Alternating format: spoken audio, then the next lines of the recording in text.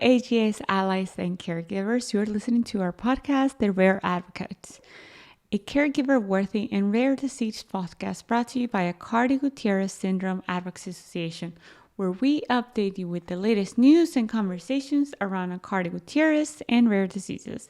My name is Betty, producer and marketing director, so you all know me by now. And most importantly, I'm a mom of two little ones. The youngest one, Noah, is diagnosed with Aicardi Goutieres. And don't forget to join the conversation. We're now on all social media platforms, so be sure to subscribe and leave a review to our podcast wherever you're listening to us from. We're thankful you're here, and we hope we can help you in this journey.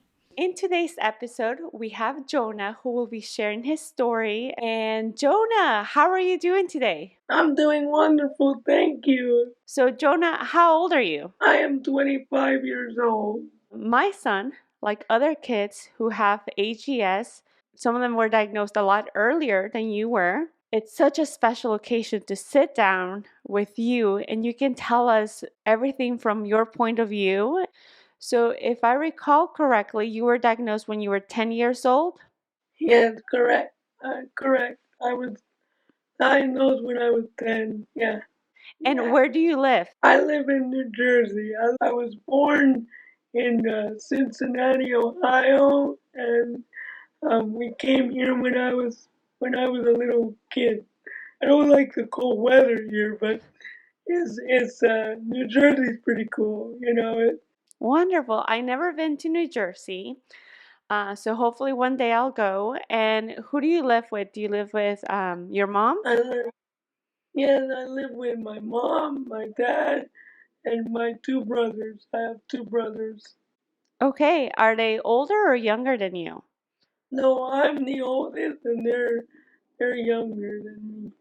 What I'm hoping to do with today's podcast is one, most importantly, for them to get to know you, and two, for you to share with us things such as your motto, experiences. And for those who don't know what AGS is and don't know a lot about disabilities, for us to raise awareness and teach them, one or two things for them to take and understand a little bit better.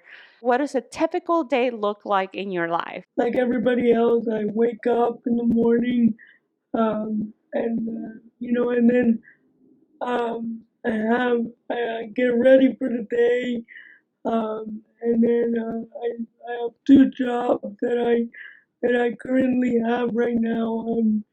I work a part of a school district, and also I work at a school where I went when I was like 3. So I have that whenever else the day brings. So my one job that I go 3 days a week, I'm more like a volunteer there. So it's primarily like doing office work from. I could be doing shredding. I could be doing contract, like putting input information into the computer. Yes, yes. I'm also a volunteer. This is my job, but having an opportunity to volunteer is just it makes it better, right? It feels like we're giving back, we're doing something different. You made a good point because, like, my motto in life, all my life, has been I want a purpose. I want to have a purpose, and I think through COVID, I didn't do anything. We didn't, and no one did anything, right? But I think for people like us, like with disabilities and with, of course, AGS, it's really harder to manage the, going out. It was very hard because we didn't know if, God forbid I got sick or your son, it's very, very, very, so my point was that in that period, I was not doing anything, and now I just got these two new jobs that I'm loving beyond belief. I'm really loving what I'm doing, and yeah, it's really, really I come home and I'm like, wow, this is what I'm doing, and it made me feel good. So having a purpose for me it's great. It's great. One thing you mentioned is we can't get sick. Families and those diagnosed with AGS, we have to be a little bit more careful, right? Pay a little more attention. And, some other families don't know about this, and it's very, very important. A couple years ago, I didn't know what I had. Like I thought, it was cerebral palsy. I was like, what is it? What is it that I have? I knew what it was because all of the things that come with it, but I was confused. I was just like, and now my parents told me, and I'm like, oh, I had to like, my mind had to be like, okay, all right, and then No, I appreciate it so much because for those who are listening and watching this podcast, it's very important to know that Aicardi-Goutieres syndrome comes with a lot of different components. It's not just one symptom, it's many different symptoms. And I think that's what you're telling us. You felt all these different symptoms, and some of them made it look like maybe cerebral palsy. My son, he suffered from stroke, so we were like, is it something called moya moya, which is just like, narrowing of the blood in his brain, not getting enough blood in his brain. But it wasn't until weeks later we found out it was Aicardi-Goutieres syndrome. Aicardi-Goutieres syndrome has a lot of complications, and you getting diagnosed a lot older and your family going through this with you, it must have been very, very hard. like you said, there are different things that come with having AGS, and for your son, he's very young now. When I got diagnosed is when I was like 10 or something. So I was young, so I didn't have all this knowledge to say any how I felt or anything. So Yes, you're helping us advocate for kids like my son, also many young adults as well, giving them a voice, and I appreciate that so so much. Also, not only for AGS but other rare diseases, perhaps, and right, other folks with disabilities. yeah. My Yes. goal in life is to be a motivational speaker. That's what I want to do in my whole life. My motto, like I said in the beginning, I have a motto and I would like to share it with you because I think everybody should by this motto, or anyone with a disability is see me, not my disability. Because at the end of the day, we're people. We're human. We feel sad, we feel happy, and any feelings we have, we feel them. And I think having AGS has been a challenge for me because there's a lot of things that just have to happen that it's not fun sometimes. Your son is little, but I'm sure he goes through the same things I have been through. And I want to be that voice for other kids who can't express, or the younger generation with this kind of, with any kind of disability, but with AGS specifically. People don't understand that for us, it's tough. The hardest thing for me is not being able to do the thing my brothers do, go out when I want. My point here is, when I go to the doctors, you don't know what to say. I don't know if they have to, like, I get it, they're doctors, they do this every day, but the wording and I'm very smart. So, like, when I hear these words and I hear, oh, we have to do this test and we have to, and blood tests and all these tests, and it's just like, when it's gonna, I mean, unfortunately, this is my life. I can't change anything, but all I can do is do this kind of stuff, and it feels good to do this. Let me tell you, I feel really humble that I'm doing this today because it really means everything to get it out there, get my feel how I really feel about my condition. First and foremost, know that this is not the first time we're going to sit down and talk. Anytime you want to come on the podcast, you are more than welcome. You can be our official speaker. You have way Thank you. more credibility than I do.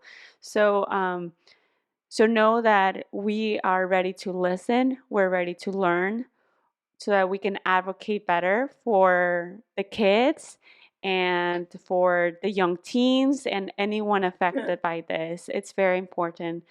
The majority of Aicardi-Goutieres syndrome patients, those who've been diagnosed by it, at one point or many points, depending on how close in proximity they are to Children's Hospital Philadelphia, they go out there where there's a leukodystrophy center.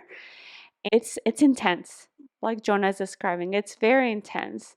Now it's different for every kid because some of them understand, like Jonah does, everything that's happening, and it's nonstop because the this illness does not stop, so the doctors don't stop. But like Jonah's mentioning, it's very, very true. Jonah understands everything. My son Noah, who is a little bit over a year old, does not understand what's going on, but he still, like Jonah says, and I'm really understanding. He still feels every single poke. He still feels every EEG, and I see him tired and complaining from all these medications because we can't stop. But Jonah, you're putting it into words. They get tired. You well, get tired. you said a good point. If I could add, I wish, and I don't know, maybe in some world, I wish we didn't have to deal with all this because it's taxing on not just the individual or the young adult or the little kid who's dealing with this disease, but it's the families. I don't care how old you are. You can be 40, you can be 50, you can be 25 like me, and you can see how luckily I'm doing well, thank God, because a few years ago it was tough. I'm gonna get into it, but it wasn't easy. I mean, I was so much pain, man. It was horrible, and I remember going to Philly for the first conference. I told Dr. Vanderveer, I said, and I quote, "It hurts," and it did. I couldn't even hold a pencil, or pretty much. Sorry, just very hard for me to talk about it because it's been my life for 25 years, and your son is little, and I feel like he has a long way to go, and uh, I'm sorry, but it's gonna be fine. This podcast would help a lot of people realize that people with AGS can do so much, and don't stop believing because people got a lot of hope here. Yes, and Jonah, please don't apologize. You're telling us reality. You're telling us reality, and you do not need to hide reality. You do not need to hide the truth. We're here to learn, and we are here to educate others. And our community is very, very loving and very understanding. And you're saying your reality, and I think it's important because you have a voice, and like you were expressing, you want to use it and you want to help others by educating them. And you mentioned being vocal and being like, this is painful, this hurts, I am not doing well. And that's something that it's going to help us parents and caregivers to advocate for those who are taken care of that don't have a voice. My son cries, but I don't know what hurts. It's really Right. hard. So Of I'm course. glad that you're sharing this, and don't hold back, Jonah. Don't hold back, and don't say No, sorry, because I'm I so think happy that you are willing to share this with us, because you're educating us. who's ever watching, it's hard. In general, having a disability is hard, but when you put AGS on it, it's a whole different. People don't people don't understand. I think we were put on this earth for a reason. We weren't just put on this earth because okay, here we go. And I think having AGS, I think of it as a superpower. You get opportunities that most people don't really get, and I do some pretty cool activities, and I have so much love from my family. Yeah, I have a lovely mom and lovely dad, lovely brothers, and the only people that really understand is me, and then mom and dad, siblings of people with AGS. I don't think they understand, and I think it would be helpful for the doctor to bring everyone into the conversation because that part is lost when you don't have an understanding for the whole family, not just for AGS. I'm talking about every disability. I I would love for there be a difference in the way that AGS is presented to families because after all, we're all in this together. I mean, the families are dealing with it, the grandparents, everybody's dealing with the same. They might not have AGS themselves, but they're definitely dealing with it. I mean, it's right there. It's like a sword that you can't get away from. But there's a lot of things that I wish were different about this whole thing. But the biggest thing is that the way that the doctors approach it with young adults. And for me, like I just went. The hardest part is when they use the word like you need an MRI and you need uh I have to actually get one in about a week, and those things really scare me because I have to be sedated, and a lot of times when you have AGS, a lot of these tests that you go through have to be very invasive, and I wish there weren't. And luckily, I haven't had too many. I hope that there's a cure. I hope there's something out there someday that can get kids to be more off of these medications. Like I said in the beginning, we all have a purpose in life, and I think AGS is a superpower, and I think we're pretty cool.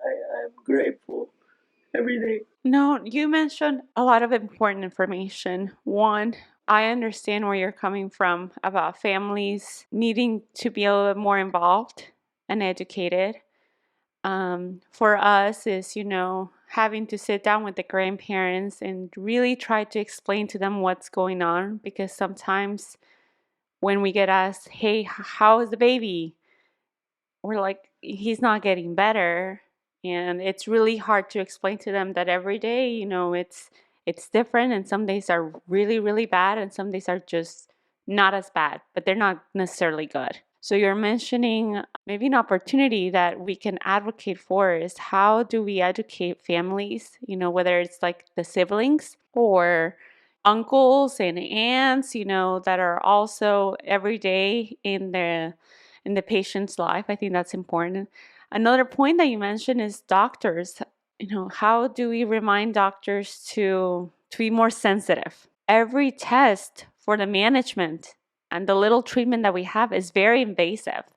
Very Yeah. invasive. Sedations, long hours, taking days off school. It's a lot of time, and I think you said it perfectly. Like, it's hard to imagine that we don't have a better, like, I wish there was a book out there for not just your family, but for doctors, people who deal with people with disabilities in the respect of AGS and everything. I think there needs to be a manual where they can open that manual with the first residents who are coming in who are learning about rheumatology and AGS stuff. I think it would be very important to give them this manual, and I've been working on it for a while. I have ideas in my head. My goal is to provide the way to present this information so it's not like you go home and you're like, oh my god, like you kind of are bewildered by the fact that you found out that you need an MRI next week and you're like, oh my god, and you think about that for days and days and days and you don't know why because I'm doing well. I have work and all this, and then they're saying you need an MRI, and I'm like, oh my god. My point, not to get on the tangent, but my point is that I think it'll be a lot easier if people realize that AGS is no joke. AGS is for anyone. It's a rough disease. I get very stuck in the fact that I have this condition. Remember, you gotta think to yourself, oh man, I can't go out today because I need, I need to be safe. What I'm trying to say is it's tough. It's been tough all my life. I think I teach people a lot. I teach people about love and kindness and being grateful for what you have. And I hate when people complain about little things. I understand to an extent because I have to think about my son's AGS all the time. It's in the back of my mind what I need to do next, how if he complains about something, I start getting concerned. And obviously I see him every day and my son doesn't have any neck control. He's he is more on the severe complex side of things. So I understand, and it is a very serious illness, and I don't think it gets enough attention and there's not enough awareness. I'm in Texas, and in Texas, no one knows what AGS is. So that's why we have to fly to Philadelphia because doctors don't know what AGS is. So you're saying that you can't even if you tell anyone there, they don't know. They don't even know. Oh my gosh. To be honest with you, I don't think a lot of people know about it in New Jersey. Like even my doctor, I have to go to the city. That's the other caveat about having AGS is not your primary doctor, which you would think they would understand. So I totally understand where you're coming from because it's you have to literally get your son on a plane, which that's a different topic for a different day. But You mentioned earlier superpowers, and you have, in a different way, a superpower because you're speaking on behalf again of those affected by AGS, and your superpower is that you can still put into words, into emotions, what's going on.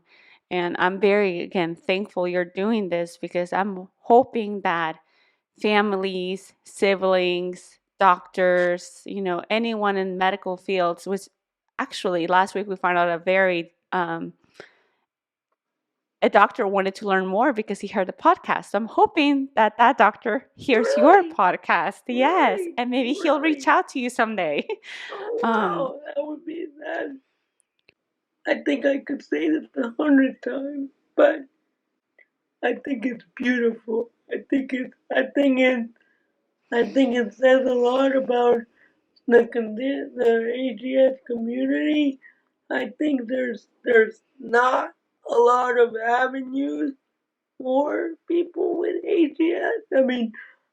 I'm trying to still find people to meet that in the same area, which is tough because there's no one at my level. All the kids that have this are either very low functioning or they can't speak, they can't, so it's really hard to find people that have the same struggle, and with the advocacy side of my work, it's like balancing the AGS stuff and then balancing the physical limitation that I have. No one knows about AGS. It's so funny to me that in 2023 we still don't have people realize what it is. Have like my family, they probably don't understand. I'd say I use the word and it's a long word and everything, and I can talk about it with people.